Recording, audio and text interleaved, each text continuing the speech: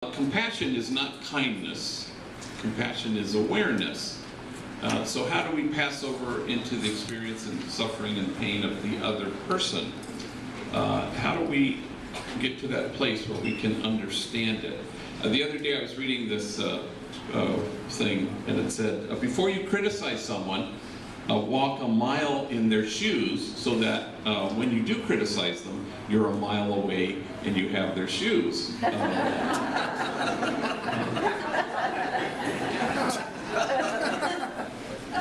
like that. So bad behavior really is sort of language. Everything is a language. Everything is pointing beyond itself. What's it telling us, you know? So Jesus sees the crowds, and it says in the gospel, he's moved with pity. Well, that doesn't mean he feels sorry for them. And it doesn't mean that he's even moved towards a certain sense of kindness toward them. What it really means is that he understands them. He looks at them and he says, it seems to him that they are troubled and abandoned. So he wants to understand this. Who knows what their actual behavior looked like? Maybe they were jerks to him.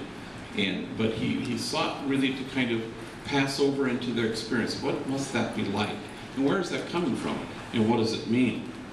So if you want to know yourself, the truth is, know the person standing next to you.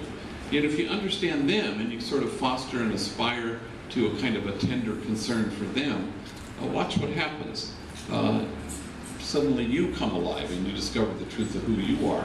But a lot of times we get mired and stuck in feeling butthurt, you know, and we want to kind of tend our wounds. We don't want to understand what somebody else has done. We just want to kind of nurture and nourish our own woundedness. It's not about taking things personally, though. It's about understanding what language that people are actually speaking. So, you know, I fly a lot, and I was on a Southwest Airlines flight, and the flight attendant got up, and she was, you know, explaining all this stuff, you know, seat belts and all that stuff before we took off. And then she got to the oxygen part. I'd never heard this before. She goes, look, I'll be honest with you. If myself and the flight attendants here thought that we would be needing oxygen today, we would not have shown up for work, you know. And it calmed everybody down, you know. But then they do the thing that we really think is wise. And maybe it is on a plane, but I don't think it is so much in life. It says, if you're traveling with a child, first put on your mask. You know, put your mask on first, and cover your nose and mouth, and tighten the straps to begin the flow of oxygen. That may well be wise on a plane. But the truth is, what if we were to go first to the other?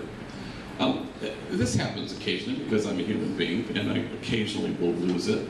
And I did some months ago in my office with a homie who came at me sideways, attitudinal, crazy. And then when he didn't get his way, he started to storm out of the office, and I did one of my get your ass back in here. I was madder than hell, and he sat down. Then we both just sort of breathed, and he says, yeah, my dad's a drunk, and he beats down my mom, and I don't know what to do, and I don't want to go home. Well, that's what this language, that's what the behavior was saying. And I was sort of too busy, you know, tending to my wounds and the fact that this was so offensive and he had hurt my feelings, rather than pass over into what, in fact, he had been going through, and that his scandalous behavior was, in fact, a language. It was telling me something. So, you know, maybe we help somebody put their mask on first. Maybe we decide to go to the other. Maybe before we criticize, we walk in somebody's shoes for a mile. Compassion is not kindness, it's understanding and it's awareness.